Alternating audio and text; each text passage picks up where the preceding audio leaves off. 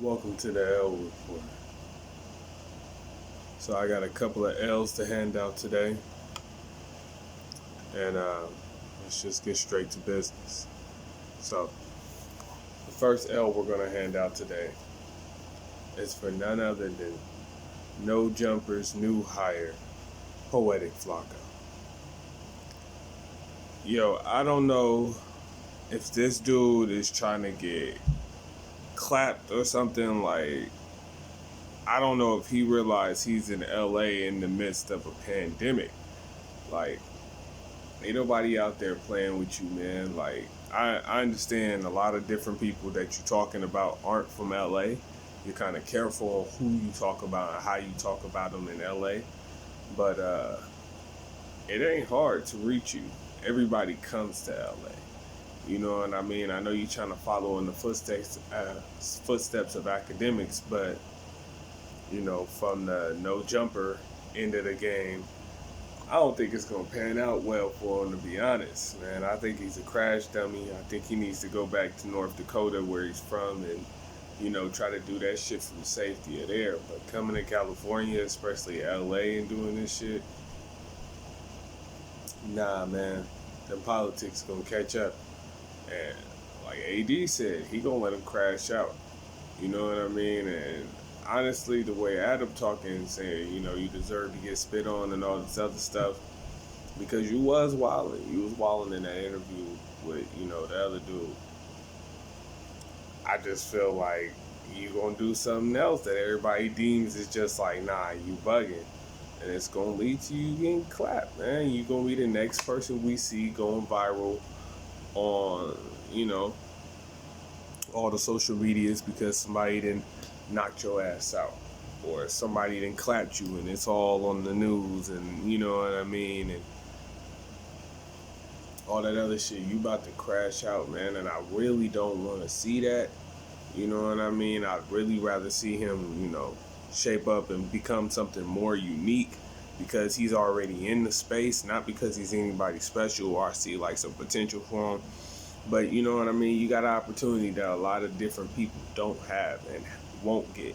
You know what I mean? So I want to see you make the most out of that.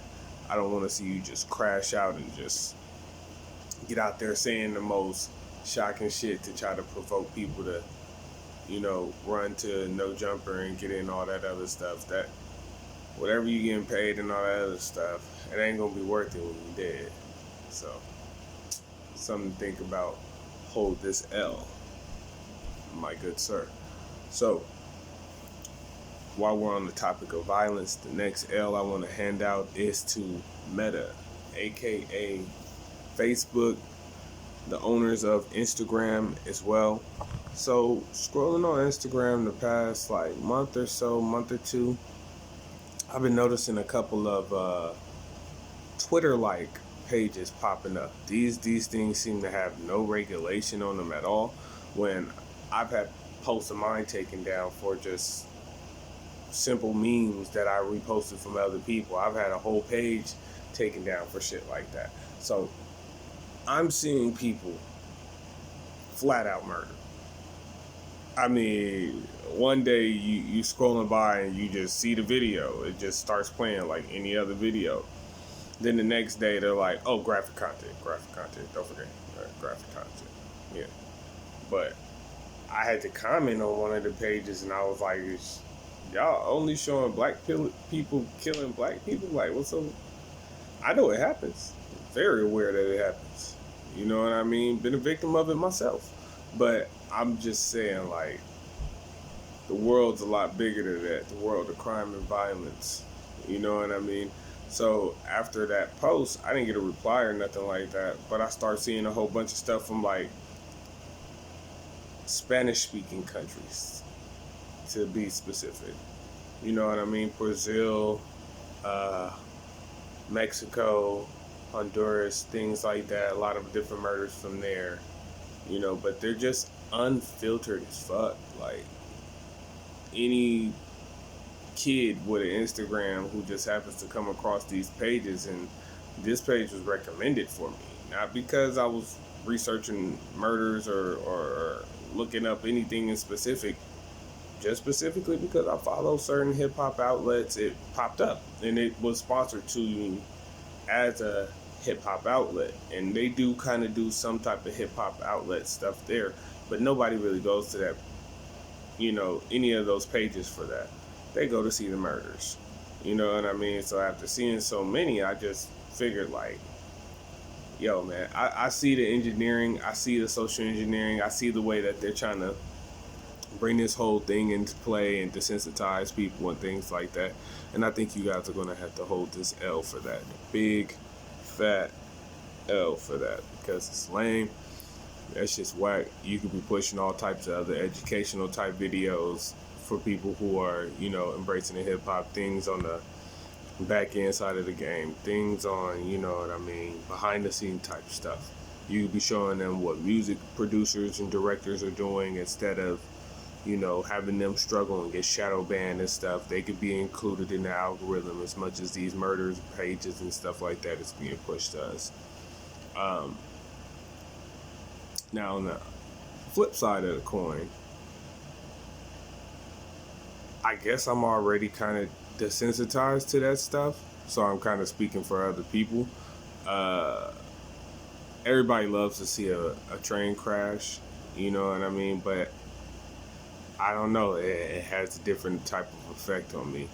I wouldn't say I get excited or whatever, but it's more like oh man, here goes another one. I gotta watch it. And I gotta watch it just to absorb the trauma into my brain and be further desensitized, other than things that I've already seen that's made me desensitized or experienced or heard others been through and things like that. I'm just at a space right now where I don't know, I feel like watching more of it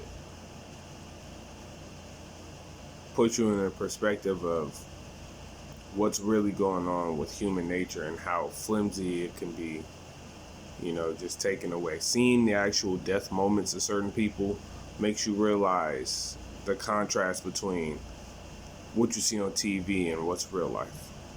You know what I mean? And when you've been in real life situations, you just kind of think back and you kind of be like, all right, yeah, that did kind of happen like that. Or you see new type of situations that you haven't been in that other people are going through, and you just like, hey, yo, man, like, it's a wake-up call. This shit ain't no game out here. You know what I mean? And it kind of keeps you on your toes. Not to say it's good to have PTSD, but it's not necessarily one of the worst things. It keeps you prepared. Keeps you, heightened and on your senses. You're not lacking, as people would say. And everybody lacks. But, you kind of do the numbers on that. When you got a PTSD mind frame, you're kind of prone to want to whittle the favors in your the numbers in your favor. You know what I mean? So yeah, Meta could hold that L. The next one I want to get into, kind of shift gears here a little bit. So gun laws out here in California are changing, and it kind of seems like rapidly. So now we're able to conceal carry as long as you're able to go and complete a class, from what I'm understanding. I like the idea. To be honest, I like the idea. I just think that certain people are scared, so they figure, okay, we can do this and it'll help us. But for the people who are growing up into this, for the people who couldn't wait for this type of thing to happen, I can't say that they're not going to abuse it. I can't say that they're not going to use it in ways that it shouldn't be used. I can't say that certain incidents aren't going to go down, but I can tell you that, it'll become a lot like how Texas and Atlanta is when everybody packing. When you don't know who packing, but you assume everybody got one because you get conditioned to everybody having one. So I want to say with gangs and all types of other stuff, California's gangland. From Northern California to Southern California, even if it's not gang banging, they gangs. You know what I mean? Turf gangs, all types of shit. in gangland, it's gonna be some type of backlash. It's gonna be some type of uh, I'm not gonna say murder rate going up and things like that, but I'm gonna say some things is gonna get a little bit iffy in the next couple of years. But that goes back to what I was saying to Poetic FLAKKO. Hey man, you gotta really be cautious, because that concealed carry, it's gonna get a lot of people popped where they didn't think they was gonna be able to get popped at. So got to keep that in mind. People might be able to beat that case depending on what the situation is. You know what I mean? So, is that gonna be an L? We shall see. You know, that's a future L in the making. You know what I mean? That one's still in the oven. You know what I mean? So, we just still gonna have to wait on that one. Now, in law news and other law news, they just overturned Roe v. Wade. So abortion is now legal in majority states. And they got these companies out here saying that they'll pay for your abortion and all that other stuff. Let me just throw the L out there real quick, okay? The government gonna have to hold this L, okay? So instead of them keeping the records and things like that, which they deem this as a victory for white life. So instead of them keeping the record, which they have been, they've turned you over to your employers to further get in your business and, knock down those privacy walls. You're going to willingly give up these, rights. You're going to willingly give up these things once we do these things. It's a domino effect. This is further pushing the social engineering laws, you know what I mean, that they're waiting to put in with the transhumanism and whatnot to help certain numbers be halted in their depletion. There's a lot going on behind the scenes that some people are starting to get to know, but others are still just completely unaware of. They still think that a majority of this population on this planet isn't melanated, to say the least, heavily. So reality is just starting to kick in, and things are going to have to go the way that they're going to go for people to understand how deep in the shit that they were already in. You know what I mean? Now, women's rights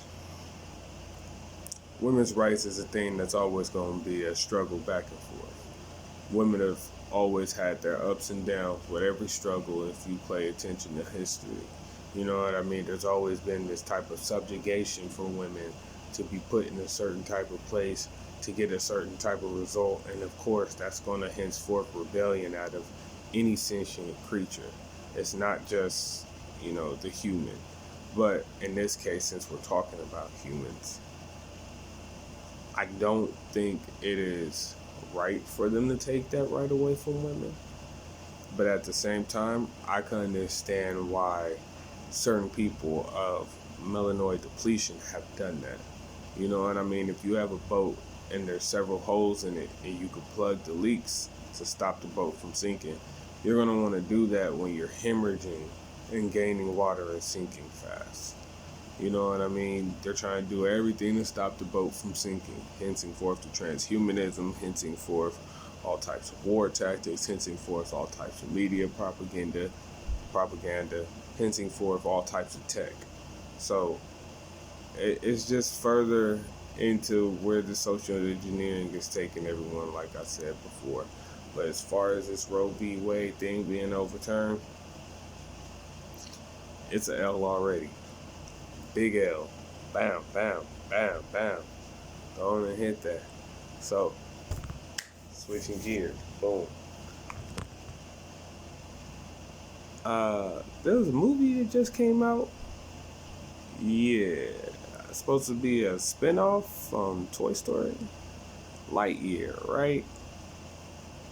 So I was going to take my son to go see it. You know what I mean? I was like, Buzz Lightyear, it's got to be dope. I'm still thinking Tim Allen going to play the voice, all this other shit. Has nothing to do with the original movie at all. In fact, it's more like a prequel to what Andy saw before he actually went and got a Buzz Lightyear toy and all this. His mom got it for him for his birthday and all that other shit. What kind of made him a fanatic. But to be honest, Uh, I'm not feeling a lot of agendas that Disney's trying to push with the whole LBGT thing. I mean, I'm not really cool with that. I've been noticing that in cartoons and things like that for years, even before I had my son. But now that I'm a father, I really just have underlining issue with what they're trying to jam down my child's throat.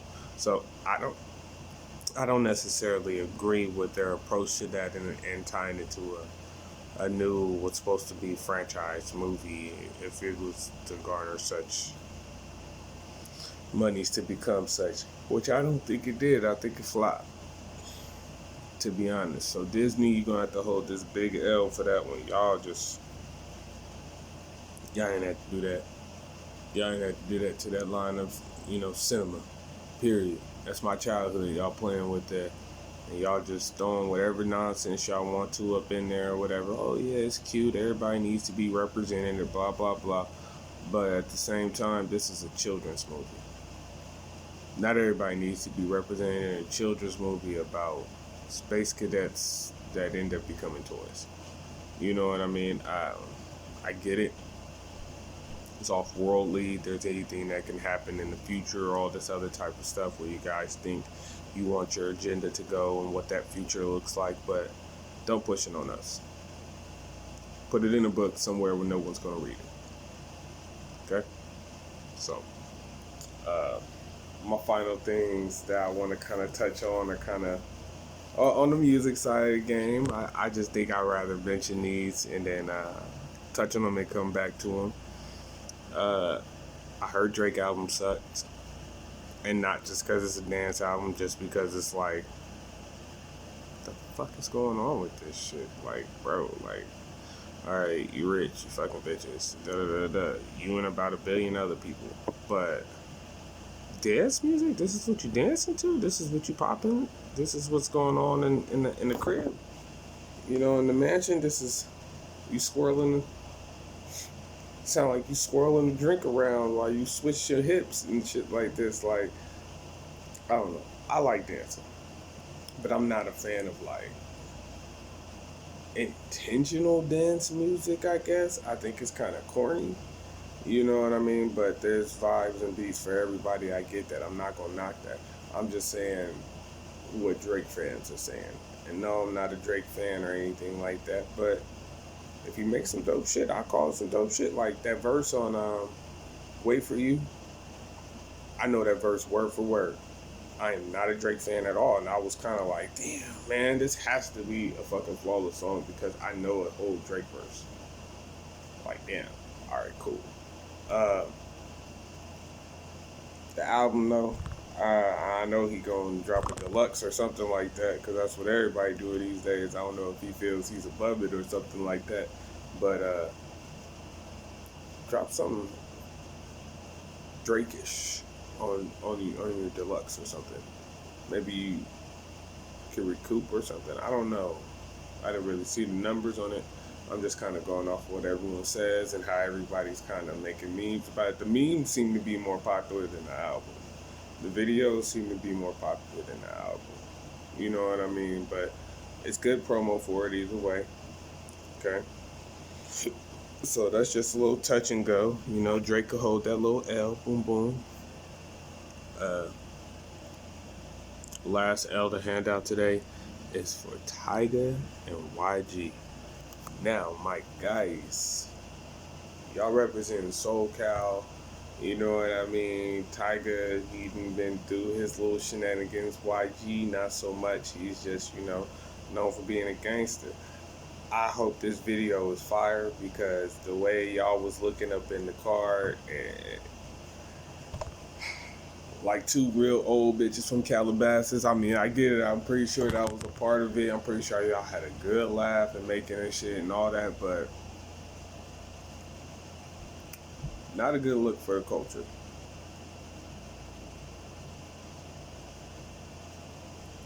Not a good look for Southern California. So when niggas think about SoCal rappers, y'all being two of the most prominent and like kind of like dance music and like club music and shit like that for the past 10 years,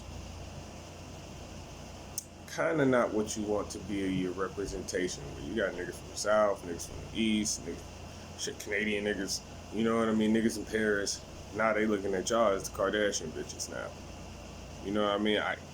This video better be fire, or I'm gonna be back to hand this L out.